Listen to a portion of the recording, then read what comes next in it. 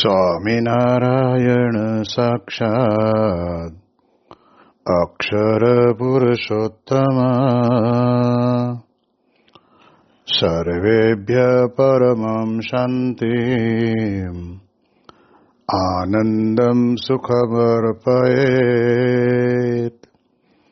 શ્રી સ્વામિનારાયણ ભગવાનની જય. શ્રી અક્ષર પુરુષોત્તમ મહારાજની જય. શ્રી ગુણાતીતાનંદ સ્વામી મહારાજની જય. શ્રી પ્રમુખ સ્વામી મહારાજની જય. શ્રી મહંત સ્વામી મહારાજની જય. પ્રગટ ગુરુ હરિ પરમ પૂજ્ય મહંત સ્વામી મહારાજની આજ્ઞા અને આશીર્વાદથી આપણે બધાએ નિત્ય પ્રાતઃ કથાનો લાભ લઈ રહ્યા છીએ. આજે આપણા માટે માર્ચ મહિનાની 22મી તારીખ અને શનિવારનો મહાપવિત્ર દિવસ છે અને 1492મી સભા થાય છે.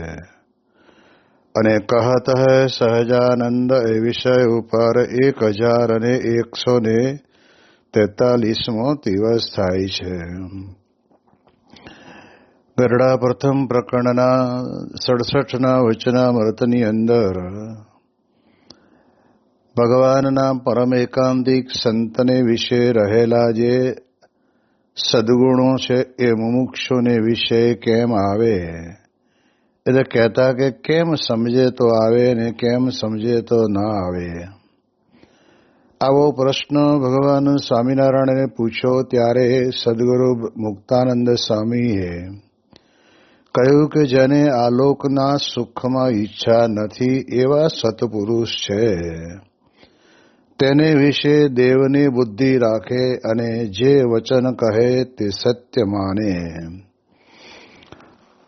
મુક્તાનંદ સ્વામી મહારાજ કરતા ઉંમરની અંદર પણ ઘણા મોટા હતા અને એ મુક્તાનંદ સ્વામી મહારાજની મર્યાદા અને આજ્ઞા પાલનની અંદર પણ એવા જ સુરવીર હતા.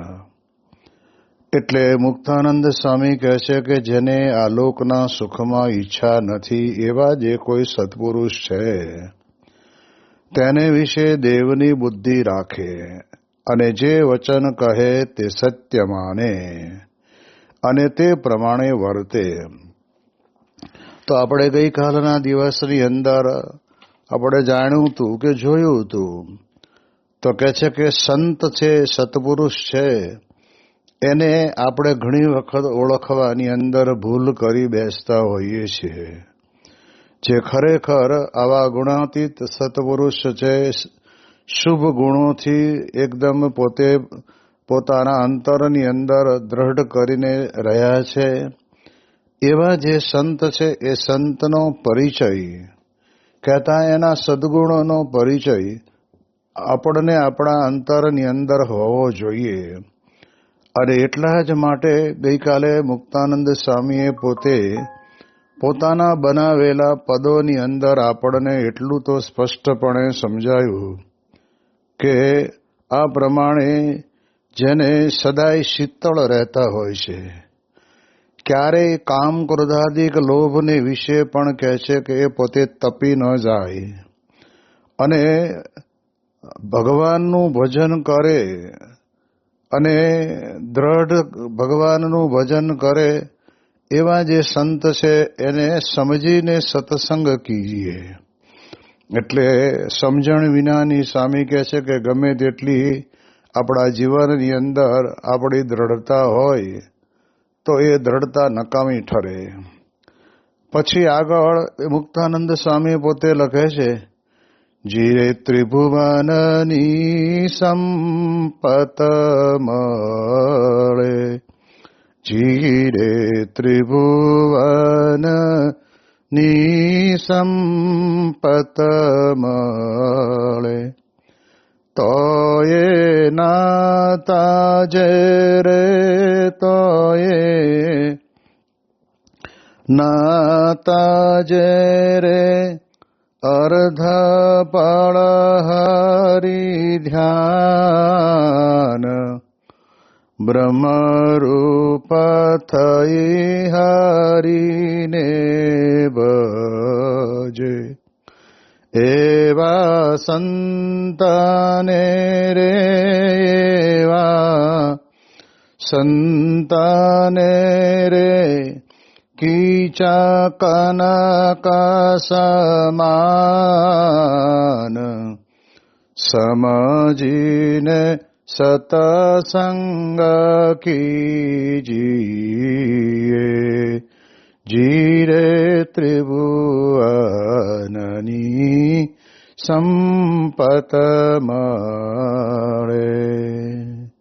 મુક્તાનંદ સ્વામી કહે છે કે 3 લોકની એ સંપત્તિ મળે તોય કહે છે કે અર્ધપળ પણ ભગવાનનું ધ્યાન છોડે નહીં. અર્ધપળ એટલે આંખનું મટકું મારે એટલામાં પણ કહેવાય છે કે ભગવાનનું ભજન છોડે નહીં. આવા સંતનો પરિચય, આવા સંતની ઓળખાણ આપણને થવી જોઈએ. હા, આ શબ્દોને જ્યાં ત્યાં જેને તેની ઉપર આપણે બંધ બેસતા કરવાના નથી, પણ વાસ્તવિક જે જીવનની અંદર આપણે અનુભવ્યું છે, આપણા જીવનની અંદર આપણને મહારાજના અને મુક્તાનંદ સ્વામીના શબ્દો ઉપર વિશેષ કરીને વિશ્વાસ છે. એવા સંત જ્યારે મળે ત્યારે એને વિશે દેવની બુદ્ધિ રાખે એવું મુક્તાનંદ સ્વામી કહે છે. એટલે આપણે જાણીએ છીએ કે દેવો જે ભગવાનના સ્વરૂપો છે, એમને વિશે જેવો ભાવ હોય એવો ભાવ આવા 3 લોકની સંપત્તિ મળે તોય પણ એની અંદર એલેશ માત્ર લેવાય નહીં અને ભગવાનનું ભજન કર્યા જ કરે. આવા જે સત્પુરુષ છે એને વિશે આપણે આ પ્રમાણે પૂજનીય બુદ્ધિ આપણા જીવનની અંદર હોવી જોઈએ. એ વાત આપણને આગળ સમજાવે છે. સ્વામી કહે કે 3 લોકોની સંપત્તિ મળે એવું તો દુનિયાની અંદર અસંભવ છે, પણ મળે કદાચ તો પણ એના જીવનની અંદર ભગવાનનું ધ્યાન તો કદી મૂકે નહીં. અને એટલે જ આપણે બધા જાણીએ છીએ ને કે જ્યારે 1985ની સાલની અંદર ગુરુહરિ પ્રમુખ સ્વામી મહારાજની સુવર્ણ તુલાનો કાર્યક્રમ એ લંડનની અંદર કુપિયાર સ્ટેડિયમમાં થયો. અને ત્યારે તે વખતે એક તો પહેલી વાત તો આપણે એ જોઈએ કે કહેવાય છે સુવર્ણ તુલા, પરંતુ સ્વામીશ્રીની સામે તુલાની અંદર મૂકવામાં આવતું પદાર્થ તો એ માત્ર ને માત્ર સરસ મજાની સાકર હતી. અને સાકર વડે કરીને પ્રમુખ સ્વામી મહારાજની તુલા કરવામાં આવી. પરંતુ કહેવાય સુવર્ણ તુલા, પરંતુ સ્વામીશ્રી જે પલ્લાની અંદર બિરાજમાન હતા એમાં જ સાકર જેટલી બરાબર થઈ એટલી એ પ્રમાણે વજન પ્રમાણે સોનું મૂકવામાં આવ્યું. તો સોનું તોળાયું કોની સામે? તો કહે છે કે પ્રમુખ સ્વામી મહારાજની સામે જે સાકર જોખાણી એ સાકરની સામે સોનું જોખાયું. તો અહીંયા જ આપણને સમજ પડી જાય એવી બાબત છે. ભક્તોનો પ્રેમ હતો એટલે પ્રેમના કારણે કરીને આ પ્રમાણે સમજીએ એ પ્રમાણે પ્રમુખ સ્વામી મહારાજને સાકરથી તોડવામાં આવ્યા. પરંતુ સોનાની સામે તો સ્વામીશ્રી પોતે બેઠા નહીં. એટલે આવું 3 લોકનું મળતું હોય તો પણ એનો ત્યાગ કરે. આ બહુ મોટી વાત છે. સ્વામી કે સોના જેવી બાબતની અંદર તો આ લોક જગતની અંદર ઘણા બધા સંસારીઓને પોતાની દીકરી અથવા તો દીકરા માટે જે સગપણ ગોઠવાયું હોય અને એ સગપણ માટે થઈને એટલો બધો આનંદ અંતરની અંદર રહે કે અમને તો એવા વેવય મળ્યા છે કે લગ્નની અંદર આટલા તોલા અને આટલું પ્રમાણે સોનું આપવાના છે, એનો આનંદ અંતરની અંદર સમાય નહીં. અને અન્ય ધાતુ કરતા પણ સુવર્ણ ધાતુ એ વિશેષ પ્રશંસનીય ધાતુ ગણાય છે, જેના આભૂષણો દરેક વ્યક્તિ પોતે પોતાના જીવનની અંદર પહેરીને એનો આનંદ માણતા હોય છે. જ્યારે સત્પુરુષને આવી રીતે સુવર્ણથી તુલા કરવાનો સંકલ્પ કર્યો, પણ સાકરની સામે સોનું મુકાયું, પણ સ્વામીશ્રીની સામે સોનું મુકાયું નહીં. અને એવા સમયની અંદર એક બે વ્યક્તિની આ એ વખતના ઇતિહાસની અંદર આવું સન્માન વિદેશની ધરતી ઉપર કોઈ સત્પુરુષનું થયું હોય એવું આપણા અનુભવમાં નથી. અને એવું દબદબાપૂર્વક સત્પુરુષનું સન્માન થયું કહેવાય. અને તે વખતે પ્રમુખ સ્વામી મહારાજ ભગવાનમાં કેટલા જોડાયેલા હતા. અને ત્યારે આપણે જાણીએ છીએ કે 2 દિવસથી સેવક સંતને કહ્યા કરતા કે જો જ્યારે હું ત્યાં બેસું એટલે તરત જ વિના સંકોચ કર્યા વગર સમય જવા દેવાનો નહીં, અને તરત જ ત્યાં આગળ હરિકૃષ્ણ મહારાજને મારા ખોળાની અંદર વધરાવી જજો. આ પ્રમાણે ભગવાનનું અનુસંધાન એમના અંતરની અંદર હતું. અને એ અનુસંધાનનું આપણને પ્રતિબિંબ ક્યારે પડ્યું? તો સ્વામીશ્રી તો પોતે ખોળામાં ઠાકોરજી લઈને બિરાજમાન થયા, ત્યારે એમને આ પ્રમાણે સાકરની તુલા વડે કરીને જોખવામાં આવ્યા રહ્યા છે. તે વખતે સ્વામીશ્રી સાકરથી તુલા થતી હતી એમાં પણ એ મોહિત નથી થયા, અને હરિભક્તોનો ભક્તિભાવ અને પ્રેમને અંગીકાર કરે, પરંતુ એમને ભગવાનમાં વૃત્તિ કેટલી જબરદસ્ત રહેલી છે એનો આપણને અનુભવ થાય. સ્વામીશ્રી તુલાનો કાર્યક્રમ પૂરો થયો પછી એ પોતે જ્યારે આશીર્વાદ આપે છે, ત્યારે તે વખતના સમયની અંદર પ્રમુખ સ્વામી મહારાજ પોતે કહે છે કે પ્રથમ તો મારા ઈષ્ટદેવ જે ભગવાન સ્વામિનારાયણ તેમને કોટી કોટી વંદન કરું કે જેમણે મને મનુષ્યનું શરીર આપ્યું. આ સામાન્ય વાત નથી. આવા આનંદિત અને સન્માનનીય સમારોહની અંદર તે વખતે તો વિચાર એવો આવી જાય, અથવા તો બોલવું હોય તો એવું પણ બોલી જાય કે તમારા બધાના અંતરની અંદર ભરપૂર ભક્તિ પડી છે, અને તમે બધાએ મને આ પ્રમાણે સુવર્ણ તુલાના આ પ્રસંગે સુવર્ણ વડે કરીને કહેતા સાકર વડે કરીને મને જોખ્યો છે, તો તમને બધાને ધન્યવાદ છે. એવો શબ્દ તો સ્વામીશ્રી બોલ્યા જ નથી, પરંતુ પહેલું જ વાક્ય બોલ્યા પોતાના ઈષ્ટદેવનું. એમને પોતાના અંતરની અંદર ભગવાનનું અખંડ અનુસંધાન હતું. અને તે વખતના સમયની અંદર જ્યારે એક પછી એક હરિભક્તો અને એક પછી એક સંતો જ્યારે તે વખતે સાકરનો પડો એ તુલાની અંદર મૂકવા આવે છે, ત્યારે તે વખતે ત્યાં આગળ વૈદિક મંત્રોચ્ચારના ગાન થાય છે. જે અમદાવાદની અંદર રહેતા કેટલાક પાર્ષદો એ પોતે તે વખતે ભાગવતી દીક્ષા લીધેલી નહીં, એટલે સ્ટેજની ઉપર બેસીને એ વખતે પુરુષોક્તના ત્યાં આગળ મંત્રોચ્ચાર કરે છે. અને એવા દિવ્ય વાતાવરણની અંદર 18,000 જેટલી સંખ્યામાં QPR સ્ટેડિયમની અંદર આ બધા સરસ મજાનો લાભ લઈ રહ્યા છે. અને ત્યારે પ્રમુખ સ્વામી મહારાજ પોતે ભગવાનમાં જોડાયેલા છે. એટલે આપણને કહે છે કે 3 લોકની સંપત્તિ મળતી હોય તો પણ એમાં પોતે ક્યારેય લેવાતા નથી, અને એને એ બધી સંપત્તિ મળે તોય ભગવાનનું ધ્યાન છોડતા નથી.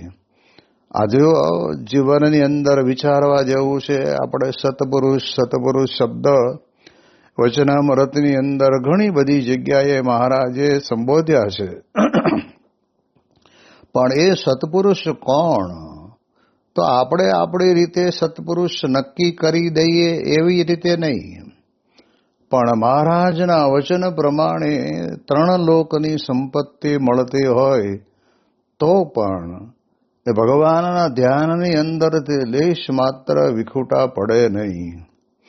અને એનાથી આગળ બીજા મારા વંદન ગુરુ શાસ્ત્રીજી મહારાજને, યોગીજી મહારાજને, કે જેમણે મને સ્વીકાર્યો અને મને આ સંસ્થાની સેવા આપી. કેટલું બધું કૃતજ્ઞતાપણું કૃતકૃત્ય થઈ જાય છે. મને ખરેખર ધન્ય બનાવી દીધો છે આ સેવા સોંપીને. આ સેવા કોઈ સામાન્ય સેવા નહોતી. આ સત્સંગની અંદર સમગ્ર સત્સંગની સેવા કરવાની. દરેક હરિભક્તોના મનની અંદર જે કંઈ નાના મોટા સંકલ્પો ભક્તિભાવના ઉભરાયા હોય એ સંકલ્પને પૂરા કરવા, એમની પોતાની ઈચ્છાને પૂર્ણ કરવી. પછી પધરામણી દ્વારા હોય, પત્ર દ્વારા હોય, ખેતરોની અંદર જવું પડતું હોય, કે પછી ગાડામાં બેસીને જવું પડતું હોય, નવી ગાડી લાવ્યા હોય એમાં બેસવું પડતું હોય. કેટલી બધી પ્રકારના ભક્તોના સંકલ્પને સ્વામીશ્રીએ પોતે પૂરા કર્યા એ હરિભક્તોને રાજી કરવા માટે. આ એ જે સેવા સત્પુરુષે કરી છે એ ન ભૂતો ન ભવિષ્યતિ. સ્વામી કે આપણા જેવો કોઈ સામાન્ય વ્યક્તિ એકાદ ગુણે કરીને કંઈક થોડું ઘણું શોભતો હોય એને કરીને કંઈ એને સત્પુરુષ ના કહેવાય. સત્પુરુષનું લક્ષણ જ આપણને સ્પષ્ટપણે બતાવી છે કે જેના અંતરની અંદર ધર્મ, જ્ઞાન, વૈરાગ અને મહાત્મ્ય યુક્ત ભક્તિ હોય એવા જે સંત છે એ સત્પુરુષ કહેવાય. અને એવા સત્પુરુષ જ્યારે મળે ત્યારે એમને વિશે આપણે દેવપણાની બુદ્ધિ, એટલે કહેતા કે પૂજનીય બુદ્ધિ આપણે રાખવાની.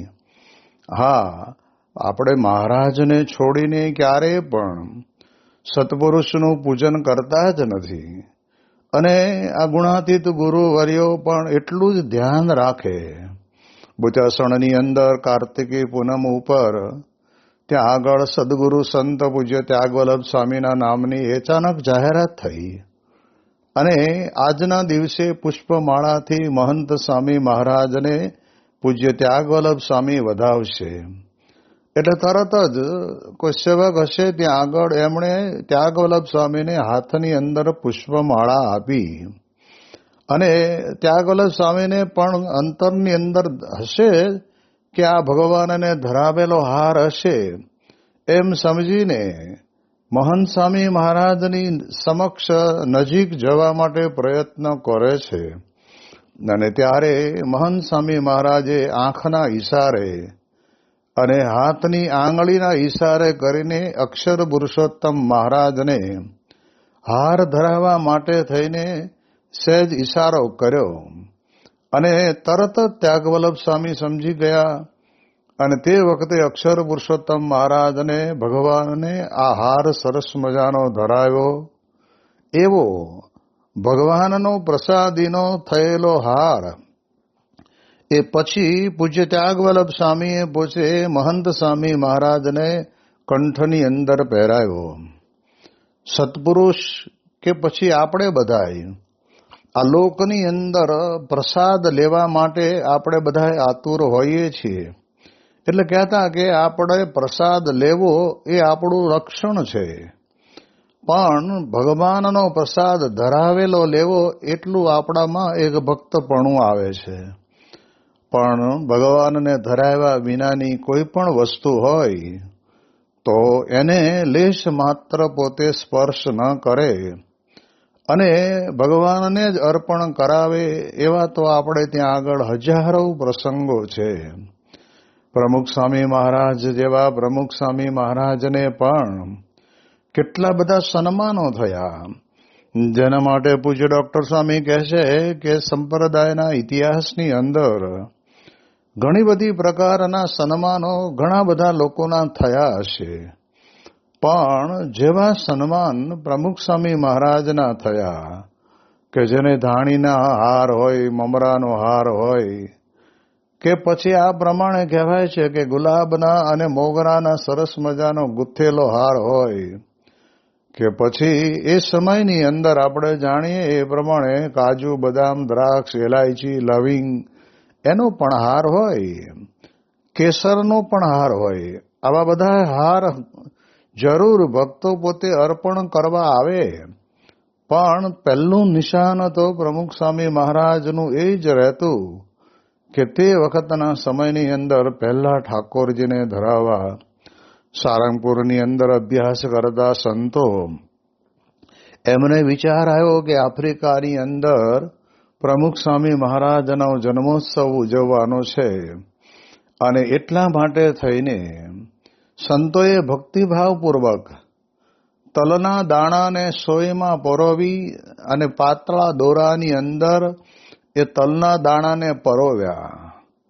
એવી કેટલી બધી શેરો તૈયાર કરી અને એનો એક આમ જેને કહેવાય ને કે ગોળાકારની અંદર જોવા જઈએ તો 4-5 ઇંચ જેટલું ગોળાકાર તો એનું થઈ જ જાય એવી પ્રકારનો સફેદ અને કાળા તલનો હાર તૈયાર કરી અને ત્યાં આગળ આફ્રિકાની અંદર નાયરોબીમાં મોકલવામાં આવેલો, અને સ્વામીશ્રીને તે વખતે આ ધરાવવાનો હતો. તો પ્રમુખ સ્વામી મહારાજને ખબર પડી કે સારંગપુરમાં ભણતા સંતોએ આ પ્રમાણે આવો હાર મોકલ્યો છે, તો ઠાકોરજીને પહેલા ધરાવો, અને ઠાકોરજીને ધરાવ્યા પછી એ પ્રસાદીનો હાર એક ભક્તનું આગવું લક્ષણ છે કે પ્રસાદ તરીકે ભગવાનનો જે કંઈ હોય તે સ્વીકારવામાં કે ગ્રહણ કરવામાં કોઈ બાદ નથી. પણ જો ભગવાનને મૂકી દઈને અને પોતાની રીતે પોતે જ ધારણ કરી લેતા હોય કે સંત તે સ્વયં હરિ એમ કરી અને આ પ્રમાણે પોતે પોતાના સ્વાગતનો આનંદ માણતા હોય, તો સમજી લેવાનું કે ત્યાં આગળ ઘણી બધી બાબતોની અંદર અધૂરપ છે. જ્યારે યોગીજી મહારાજ કે પ્રમુખ સ્વામી મહારાજ કે મહંત સ્વામી મહારાજના જીવનની અંદર આપણે ડગલે ને પગલે જોયું છે કે ભક્ત તરીકે ભગવાનનો પ્રસાદ, પછી સાકરનો પ્રસાદ હોય, કે પછી કાજુ બદામ દ્રાક્ષનો પ્રસાદ હોય, કે પછી તલનો પ્રસાદ હોય, કે સિંગ સાકરિયાનો પ્રસાદ હોય, પણ એ ભગવાનને અર્પણ કર્યા પહેલા ક્યારેય નહીં લેવાનું. આપણે તો જોયું છે કે પ્રમુખ સ્વામી મહારાજ કેટલા ભગવાન પરાયણ હતા. તો પાણી પીવાનું હોય ને તો પણ પાણી પણ ભગવાનને અર્પણ કર્યા વિના એમણે ક્યારેય ગ્રહણ કર્યું નથી. હવે આ કેટલી બધી ઝીણી બાબત છે, પણ સત્પુરુષના જીવનની અંદર સંપૂર્ણપણે આપણને આ દર્શન થાય છે. અરે એને ક્યાં વાત છે, લંડનની અંદર સ્વામીશ્રીના ચશ્માના નંબર બદલાયા છે, અને તે વખતે ત્યાં આગળ આપણા એક સત્સંગી ડોક્ટર એ નવા નંબર કાઢી અને તે વખતના સમયની અંદર નવી જ ફ્રેમની અંદર કાચ બરાબર સેટ કરી અને લઈ આવેલા. અને તે વખતના સમયની અંદર પ્રમુખ સ્વામી મહારાજના એક નાના એવા પ્રસંગની અંદર આપણને 2 પ્રકારના દર્શન થાય છે. એટલે ડોક્ટર રાત્રિના સમયની અંદર આવ્યા એટલે સ્વામી બાપાને કહ્યું કે સ્વામી આ ચશ્મા તૈયાર થઈ ગયા છે, તો તમે જરા પહેરીને જોઈ લો તમને નજીકનું ને દૂરનું કેવું દેખાય છે. એટલે સ્વામીશ્રી સંમત થયા નહીં અને ડોક્ટરને એવું કહ્યું કે આપણે કાલે સવારે આ પહેરશું. હવે ત્યારે તે વખતે ડોક્ટરને કંઈ સમજમાં ન આવ્યું, પણ ત્યાં આગળ વિવેક સાગર સ્વામી હતા, એમણે કહ્યું કે ડોક્ટર એ અત્યારે નહીં પહેરે, કારણ કે ઠાકોરજીને ધરાવ્યા વિના એ ચશ્મા પણ પોતે નહીં પહેરે. હવે આપણે વિચાર કરી, એક દર્શન આવું થયું. બીજું દર્શન કેવું થયું, સ્વામીશ્રીએ પોતે કહ્યું કે આ તમે ફ્રેમ કેમ બદલી? જે ફ્રેમ હતી એ ફ્રેમની અંદર જ જે નંબર બદલાયા છે એ કાચ નાખવાના હતા. એટલે ડોક્ટર કે સ્વામી હવે આમાંય તે જૂની થઈ ગયેલી હતી અને નવી હોય તો મારી સેવા પણ થોડી થઈ જાય. ત્યારે પ્રમુખ સ્વામી મહારાજે પોતે નિસ્પૃહીપણાનું એક લક્ષણ બતાવીને કહ્યું કે ડોક્ટર, મારે જોવાનું ફ્રેમમાંથી છે કે પછી બદલાયેલા નંબરના કાચમાંથી છે? અને ત્યારે ડોક્ટર સાહેબ પણ પોતે અચંબો પામી ગયા. એટલે એટલા માટે થઈને આપણને ખબર પડે કે એક માત્ર ને માત્ર જેને કહેવાય ને કે આ પ્રમાણે ચશ્માની ફ્રેમ પણ નવી બનીને આવીને હોય તો પણ કહે છે કે પહેલા ભગવાનને ધરાવી, દ્રષ્ટિ પ્રસાદી કરાવી અને પછી આપણે એને સ્વીકાર કરવાનો. એટલે તો પછી હવે ત્રિભુવનની સંપત્તિ મળતી હોય તો ત્યાં એમનું મન લાગે. આવા નાના નાના પદાર્થોની અંદર પણ આપણે જાણીએ કે એમને ભગવાન પ્રત્યે કેટલો પ્રેમ છે.